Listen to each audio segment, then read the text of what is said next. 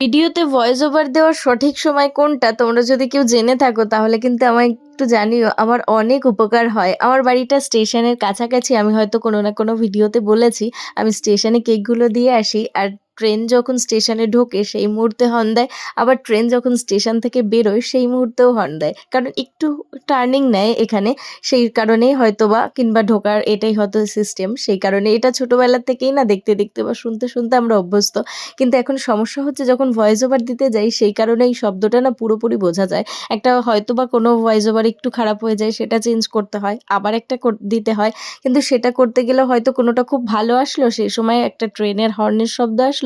আমার সেটাকে আবার চেঞ্জ করে আবার নতুন করে ভয়েস ওভার দিতে হয়।